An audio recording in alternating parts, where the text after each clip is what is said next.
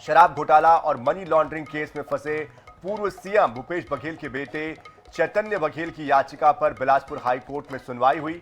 High court ने ED की notice जारी कर 2 हफ्ते के बाद यानी कि 26 अगस्त तक ईडी से जवाब मांगा है।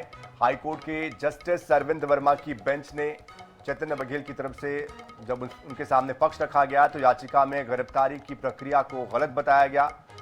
सुप्रीम कोर्ट से याचिका खारिज होने के बाद हाईकोर्ट में गिरफ्तारी को चुनौती दी गई थी। बता दें कि चैतन्य बघेल को ईडी ने बीते 18 जुलाई को गिरफ्तार किया था। 24 दिनों से वो जेल में ही बंद है। याचिकाकर्ता के वकील हर्षवर्धन परगनिया ने यह भी बताया कि चैतन्य को पीने का साफ पानी नहीं मिल पा रहा है। कोर्ट ने इस संदर्भ में जेल अधीक्षक को जरूरी दिशा निर्देश दिए हैं।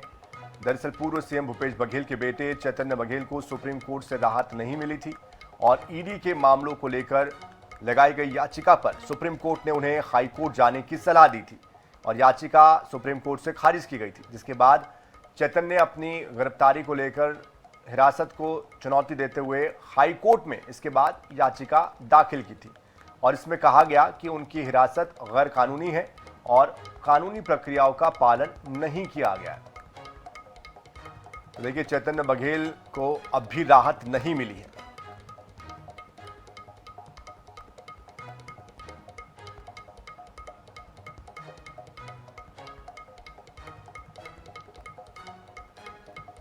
तो इसके पहले जब चैतन्य बघेल को पेश किया गया था तो ईडी ने उनको हिरासत में लेने के लिए वक्त नहीं मांगा, लेकिन उनको जेल भेजा गया था। ऐसे में अब फिर से एक बार हाईकोर्ट में याचिका लगाई गई थी, जिसके बाद फिर से एक बार ईडी से जवाब मांगा गया।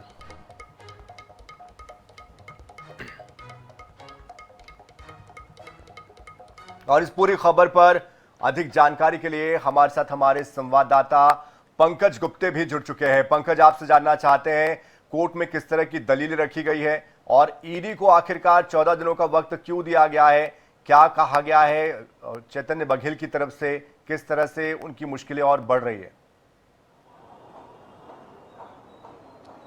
देखिए, मैं आपको बताना चाहता हूं, जैसे पहले सुनवाई होती है, ये एक सामान्य प्रोसेस होता है कि किसी के खिलाफ में अगर याचिका लगाई जाती है तो उनको नोटिस जारी करके उनसे जवाब तलब किया जाता है। उसी तर्ज पर आज बिलासपुर के जो हाईकोर्ट में आज चैतन्य बघेल की जो गिरफ्तारी को चुनौती देती हुई याचिका लगाई गई थी, इसमें चैतन्य बघेल के जो अधिवक्ता उन्होंने अपने दलील रखते हुए सबसे पहले तो ये बात ये रखा कि उनको पीने का साफ पानी नहीं मिल पा रहा है। दूसरा, कल ही उनकी जो मुलाकात हुई है चैतन्य बघेल से तो उनको बुखार है। ये 2 चीज की जानकारी हाईकोर्ट को दी गई, जिसपे हाईकोर्ट ने ईडी को और जो जेल के सुपरिटेंडेंट है दोनों को निर्देशित किया है कि इनके जो जेल का मैनुअल होता है उस जेल मैनुअल के अनुसार उनको साफ पानी की व्यवस्था और जो मेडिकल की सुविधा ये दोनों दी जाए। उसके बाद हाईकोर्ट में जो अपनी दलील इन्होंने रखा उसमें बताया गया कि जो चैतन्य बघेल की गिरफ्तारी की गई है उनको मौका नहीं दिया गया और ये पूरी तरीके से असंवैधानिक है। इसको चुनौती देते हुए याचिका लगाई गई थी, जिसमें आज सुनवाई हुई। हाईकोर्ट के सामान्य प्रोसेस के अनुसार आज जो नोटिस जारी किया गया है ईडी को और उनसे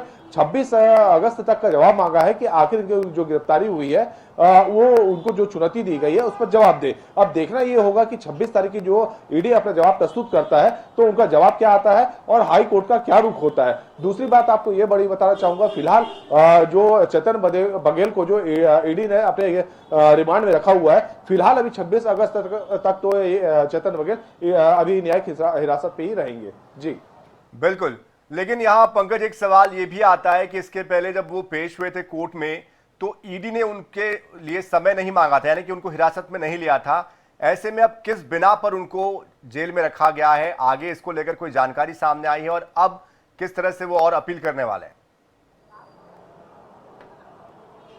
देखिए, मैं आपको बताना चाहता हूं, ईडी के द्वारा जो money laundering act PMLA prevention of money laundering act, इसको लेकर के किसी प्रकार के ईसीआईआर जब जारी किया जाता है, ईसीआईआर एक एफआईआर की तरह ही होता है। उसके बाद जब गिरफ्तारी की जाती है तो इसी गिरफ्तारी को लेकर के भूपेश बघेल जो पूर्व मुख्यमंत्री है छत्तीसगढ़ के और उनके पुत्र चैतन्य बघेल दोनों सुप्रीम कोर्ट की शरण में गए हुए थे, लेकिन सुप्रीम कोर्ट ने उन्हें उचित मंजिल जाने के लिए कहा और उनकी याचिकाओं को खारिज कर दिया था, जिसको लेकर के ये फिर से अभी हाई कोर्ट पहुंचे थे। इसके आज पहली ही सुनवाई थी। लेकिन जो तर्क प्रस्तुत किया गया, इनका साफ तौर पर यह कहना था, जो उनके अधिवक्ता है, कि इनको किसी प्रकार का किसी तैयारी का मौका नहीं दिया गया, इनके पास पर्याप्त साक्ष्य नहीं है और जो ईडी की कार्रवाई है पूरी तरह से असंवैधानिक है। ये पूरे मामले को लेकर के हाईकोर्ट में चुनौती दी गई है। अब जिसमें अभी ईडी को जो नोटिस जारी का जवाब तलब किया गया है, अब देखना ये होगा जब 26 तारीख को उसका नोटिस का जवाब आता है तो ईडी अपने जवाब में क्या प्रस्तुत करती है। बिल्कुल पंकज गुप्ता, सवाल मेरा वही था आपसे कि अब तक के चूंकि इसके पहले हिरासत में उनको ईडी ने नहीं लिया, ना कोई पूछताछ के लिए और वक्त मांगा,